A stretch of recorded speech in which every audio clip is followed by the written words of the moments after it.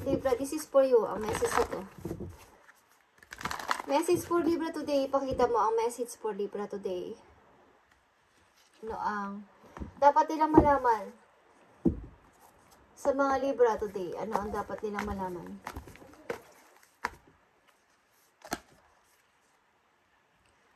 Libra, watching clouds. Lie back, rest, and relax. Okay, Libra. Maring kailangan nyo mag-relax muna. Mukhang napagod kayo sa mga nakaraang araw. Buwan o taon sa inyong mga ginawa o mga situation na naranasan, guys.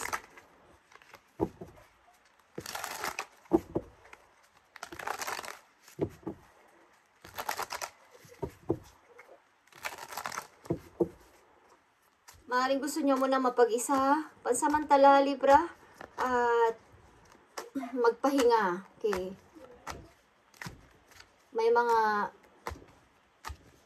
pagdidesisyonan kayo o pinagdidesisyonan na ang hirap pang mabigyan ng sagot. Okay. Naninimbang kayo sa dalawang situation. Maybe dito, ayaw nyong may masaktan. Tingnan natin, Libra, ang inyong message. Iusapin ba kayo sa custody ng iyong mga anak?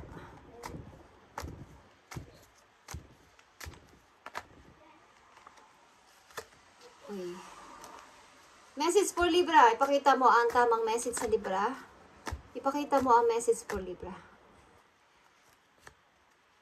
Ipakita mo ang message for Libra.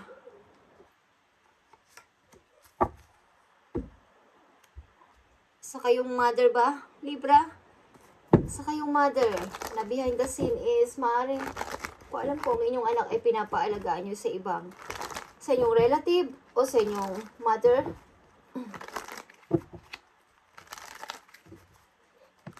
Maaaring single mother kayo, guys, Libra. Tingnan natin ang message for you. Need mo munang mag-rest, guys, mag-relax. Paminsan-minsan, Libra, mukhang ilan sa inyo is hindi nakakapagkatulog, for worry, overthinking. Ano ba ang mga naiisip nyo, guys?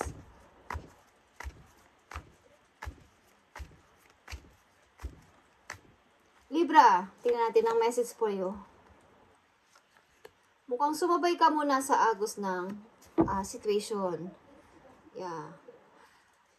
Hindi ko alam kung meron kayong isasakripisyo dito. Okay? Yeah. May mga nagsisinungaling sa inyo. Okay, Libra. Tingnan natin ang message for you. Queen of Swords and Seven of Wands, guys. Kayo ay defensive. Bilang isang Queen of Swords,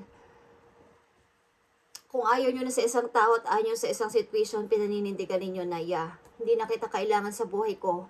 Okay? Huwag ka nang makapasok-pasok pa. Kahit kailan sa buhay ko, sa bahay ko, okay?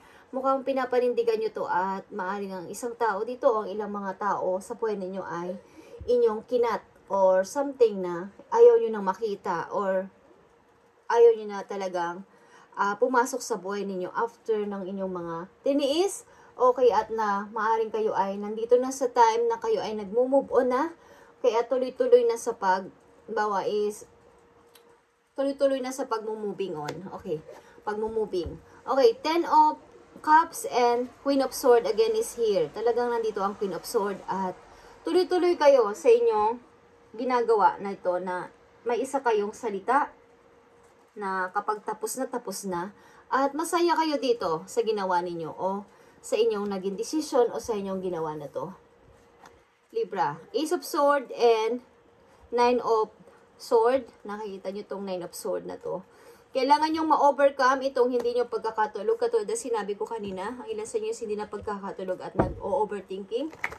Maaaring ginawa nyo man ang decision na to is parang sa kaloob-looban nyo pa rin is mahirap pa rin, pero kailangan nyo itong gawin para sa inyong ikakabuti at sa pagmumoving ng tuloy-tuloy. Maaaring ginawa nyo to para sa inyong ikakabuti at pag-unlad sa sarili. Okay.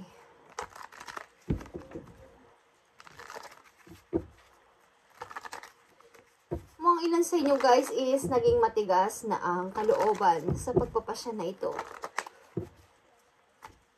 Pinanindigan nyo ng inyong salita, ang inyong desisyon. Tingnan natin guys, ang message for Libra today.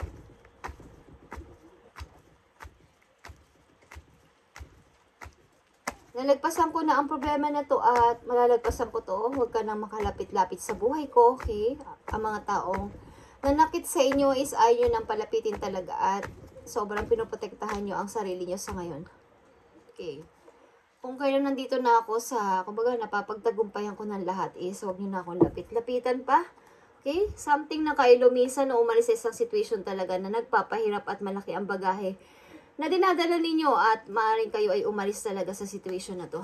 Libra, 10 of Wands is here. Maaaring pagod na kayo sa situation na to o sa inyong problema na to.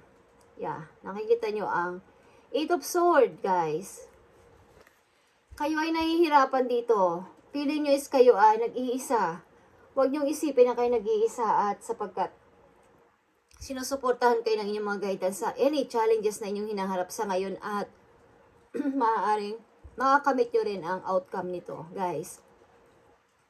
Kung kayo may napagdesisyonan is gawin niyo ito ng tuloy-tuloy sapagkat nandito ang dalawang Queen of Swords. Gusto niyo munang mapag-isa, okay, at lumayo sa lahat, maybe.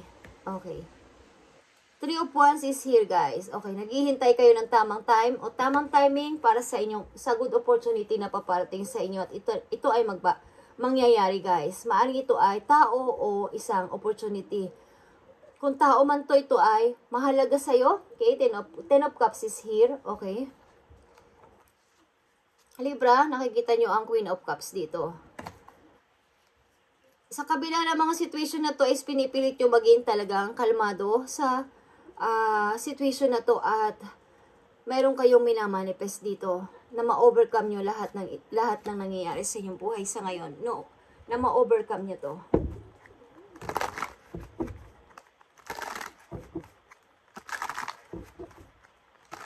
Mukhang ang dami yung tinitiis, guys. Sa mga Libra nandito sa reading, mabigat ang inyong kalooban, ba't pinipilit ninyong maging kalmado at mahinahon lang sa nangyayari.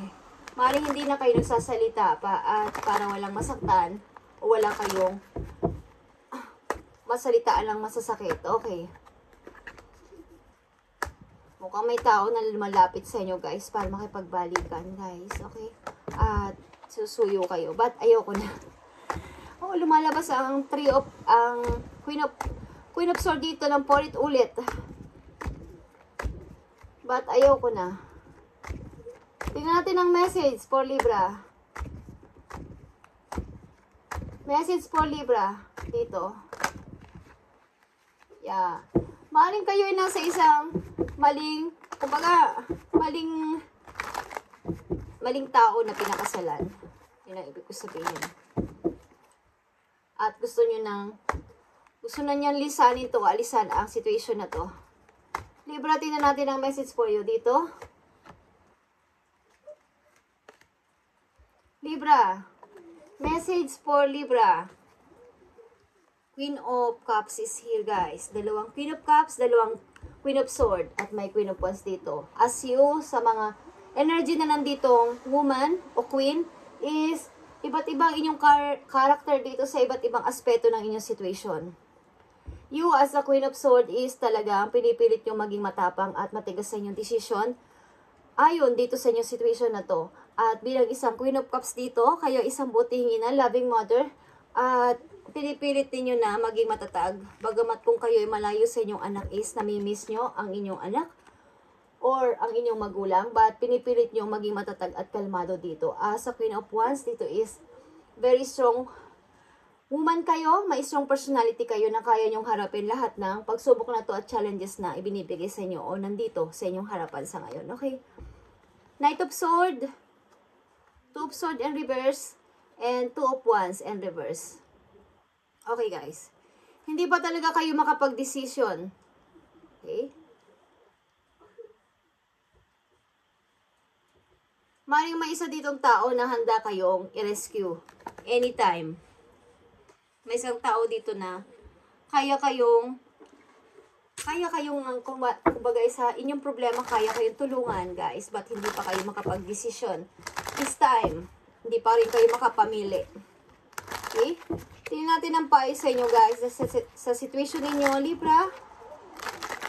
Kaya kailangan nyo muna mag-lay back, guys, rest and relax. Ang dami ninyong isipin. At, kahit minsan lang, guys, kahit minsan lang na kayo ay mag-relax muna. Okay? Message for Libra.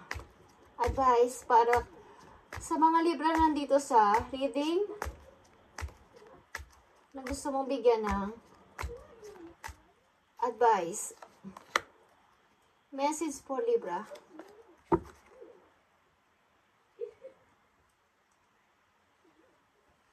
Okay. If you are noticing changes within you, it's because you are living the old version of your life. Okay. Kung nararanasan mo ngayon, halimbawa, is lungkot, halimbawa, may mga changes na nangyayari sa buhay mo na parang naiba. Ibig sabihin is, yun na yung sign na ikaw ay na parang nakaka-move on na ng unti-unti sa iyong old version ng pagiging isang Libra mo. Okay? Tingnan natin, pagiging isang ikaw. Libra, if your mindset is fixed, try to free yourself from that. Rise above it. Don't place limitations or what you think you can achieve. Don't stand in your own way. Allow yourself to flourish in all ways. Welcome abundance in all form into your life. Okay. Kung saan isa inaakala mo na itong dapat mong gawin sa iyong iniisip at ito yung minamanifest, ito yung inyong i-manifest, Libra. Sa ngayon, okay, kung halimbawa about sa abundance, about lang sa money, o about lang sa inyong career ang inyong i-manifest, okay? At kung ano yung inyong iniisip, yun din ang maa-achieve nyo, okay? Welcome abundance in all form into your life. Sa ngayon, Libra, don't place limitations. Huwag niyong bigyan ng limitasyon ng inyong sarili na dito lang ako. Hindi na ako gagalaw. Okay, dito lang ako. Ito na lang yung dapat kong gawin. Huwag niyong limitahan ang sarili ninyo na nandun lang kayo sa isang natatakot kayo na itry ang isang bagay. Huwag niyong limitahan ang inyong sarili. Okay? Try to free yourself from that. Okay, Libra. And your life is about to start moving quickly in some areas. Events that seem to have been on hold suddenly propel forward. Move with the flow and be mindful of what needs your attention most. Make decisions rationally but sensibly. Okay. Mari talagang gumagawa naman kayo ng decision but hindi pa hindi mabilis. Pinag-iisipan nyo talagang mabuti bago kayo magsalita ng, ito na yung decision ko, ito na yung plano ko, ito na yung gusto kong gawin. Okay, hindi kayo nagmamadali. Kumbaga, sa ngayon sumunod muna kayo sa agos ng panahon at maaaring sa agos ng situation. Ibig ko sabihin, at maaaring dapat nyo rin bigyan ng halaga ngayon ng inyong sarili. Mag-relax muna kayo, guys. At sobra kayong na-drain sa mga nakaraang buwan, hindi ko alam buwan, taon, or linggo. Guys, is kayo ay sobra-sobra ang inyong pag-iisip, worries, at hindi kayo napagkakatulog. Kung sa inakala nyo na parang may nagbabago sa inyo, guys, ang ibig sabihin nun is you are living in an old version of yourself, Libra, behind. Hindi nyo naiintindihan na kayo na pala ay unti-unting nakaka-move on.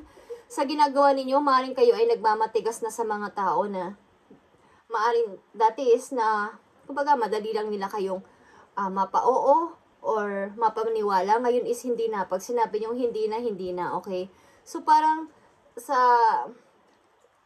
likod ng inyong isip is, bakit ko nagagawa yun? Okay, bakit ko nagagawa ang bagay na yun na hindi ko naman dati kayang gawin? Okay, so ibig sabihin nun, guys, is you are leaving the old version of yourself behind. You are elevating. Nag-elevate ka na. Kumbaga, nagle-level up ng ang iyong pagiging isang ikaw. Okay, na dating, kumbaga, yung example is hindi ka palalaban sa mga nang-aapi sa'yo, yung mga umaalipusta sa'yo.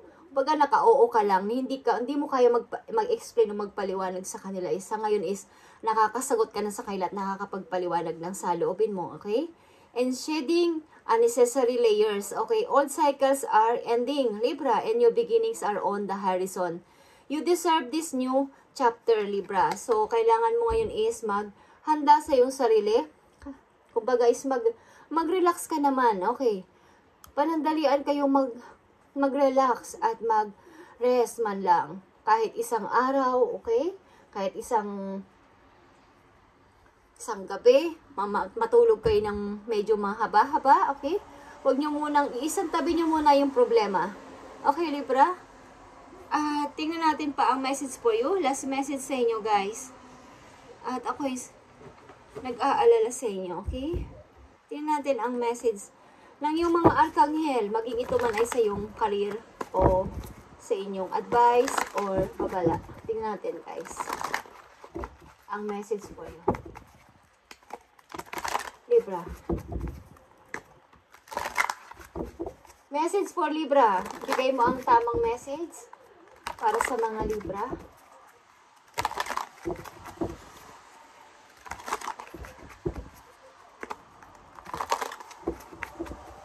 Ibigay mo ang tamang message sa mga Libra.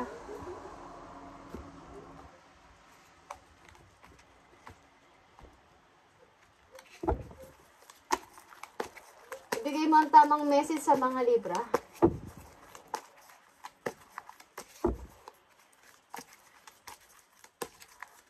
Thank you. Thank you, Spirit. Okay, guys. Libra, nandito ang Four of Michael is Four of Sword. Kailangan nyo ng rest talaga. Amen. Kailangan nyo mag-relax, mag-rest. Ang Four of Sword is pag-iipon ng energy. Okay? Insights that come from quiet meditation, Libra. The need to move sleep. The need more sleep or time off. Seek relief from stress, Libra. Kaya sinasabi ko kanina pa, guys. Okay? Lie back, rest, and relax muna. This time, sapagkat baka pagmulan ito ng inyong sakit. Okay? Just saying. Ito yung napipil ko. Okay. Kailangan mo ng more sleep muna, Libra, and time off. Seek relief from stress. Ang ibig sabihin, bawa, ngayong araw na to, huwag niyo muna akong guluhin, okay? Gusto ko munang matulog ng mahimbing. Okay, guys. Nandito ang Four of Michael. At magpahinga kayo, guys. Kahit mag-ipon muna kayo ng energy. Huwag niyong itry ito na isipin sapagkat tutulungan kayo ng inyong mga guidance. Nakikita nila ang inyong paghihirap at mga challenges na to, okay? Thank you, Libra, and this is your reading. Pagpalain kayo ni Lord sa araw-araw at sa inyong mga ginagawa everyday, routine nyo. Kung saan kayo nandoon na bansa at ano man ang inyong ginagawa, ano man ang inyong mga trabaho is pagpalain kayo ni Lord. Thank you and bye.